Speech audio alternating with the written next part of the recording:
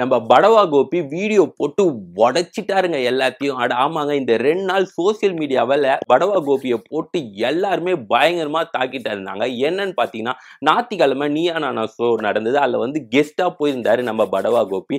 அதில் வந்து ஒரு 2-3 பாயிண்ட்ஸ் வந்து ஒரு ஃபன்னா பேசிட்டாரு அவரு. அதனால வந்து சோசியல் மீடியால இவர் பயங்கரமா செஞ்சுட்டு இருந்தாங்க. என்னடா இவர் இப்படி பேசுறாரு, கெஸ்டா வந்து ரொம்ப ஒரு நாலேஜ் இல்லாம பேசுறாரு அப்படி இப்படின்னு சொல்லி பயங்கரமா செஞ்சிருந்தாங்க. அதுக்கப்புறம் வந்து ஐயோ எதனா பண்ணுமே, நம்ம எதனா இதுக்கு சொல்லணுமேன்னு சொல்லி நம்ம படவா கோபி என்ன பண்ணா, நேற்று ஒரு வீடியோ விட்டாரு. ஸோ அதில் என்ன சொல்லியிருந்தாரு பார்த்தீங்கன்னா, இந்த ஷோ வந்து இந்த எபிசோடு வந்து ஃபுல்லா ஃபேக்கு, நாங்க பேசினது வேற, இவங்க போட்டது வேற, எடிட்டிங்ல பயங்கரமா தூக்கிட்டாங்க எல்லாத்தையும். இவங்க வந்து டிஆர்பிக்காக என்னென்ன பண்ணணுமோ எல்லாத்தையும் பண்ணாங்க.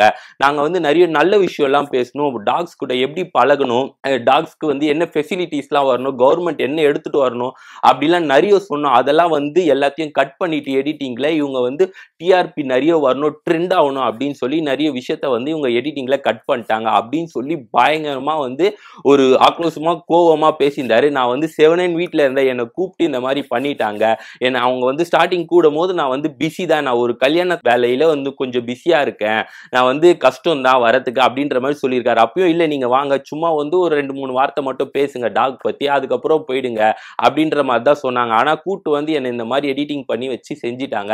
நான் வந்து ஒரு 9 மணின்னு வேற ஒன்று சொன்னேன், அதுக்கப்புறம் பாதுகாப்புன்னு வேற ஒன்று சொன்னேன். ஆனா இவங்க ரெண்டுமே மெச் பண்ணி என்னை விட்டு செஞ்சு விட்டாங்க அப்படின்ற மாதிரி வீடியோ போட்டு சொல்லியிருந்தாங்க.